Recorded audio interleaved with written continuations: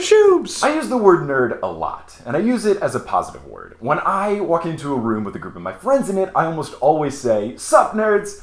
I think that nerd is just a way to say that someone is really passionate about something, and John Green has a whole video devoted to that. And I think it's true. I don't think there should be any sort of negative connotation with really liking something a lot. And there's all different types of nerds. You can be a theater nerd, you can be a board game nerd, you can be a sports nerd. Like, I'm a basketball nerd. I'm obsessed with basketball way too much, way more than the healthy amount a person should be into a sport. So a nerd doesn't just have to be the stereotypical pocket protector, glasses that are broken in the middle type thing. It's just any word to describe someone being extremely passionate about something. And when you really love something, there's two approaches you can take to it. You can either be a nerd about it, or you can be a snob about it. And there is a difference between the two. If you're a nerd, you love something so much that you want to tell everyone in the world about it, and you want everyone in the entire world to love it too. If you're a snob, you want to keep that to yourself, and that's wrong. The most high-profile example of this would be for music snobs. There's a lot of people, you hear the phrase, "Oh, I liked them before they were cool," etc. Now, this isn't being snobbish in all cases. If the musician or artist changes style because of the fame,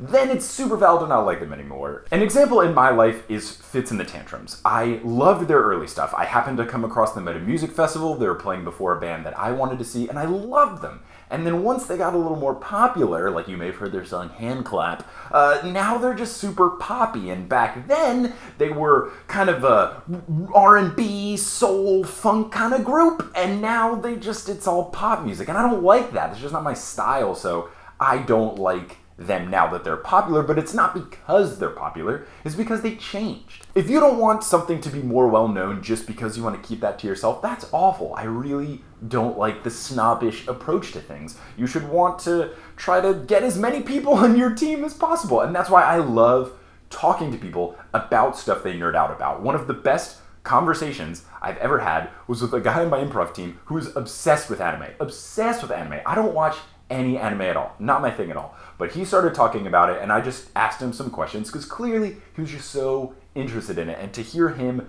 nerd out about this new anime series he was watching, just his eyes lit up, you could hear it in his voice. It was just so great just to listen to him just ramble on and on about it for 30 minutes. Now, it wasn't my cup of tea. I went home and watched a couple episodes, and I understood what he was saying and all the stuff about plot development and character development and plot points and all this other stuff. I get it.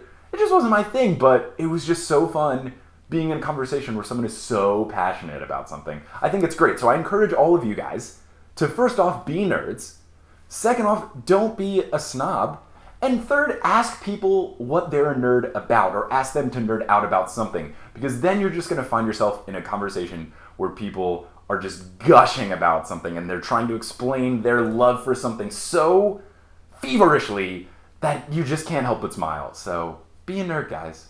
It's all good.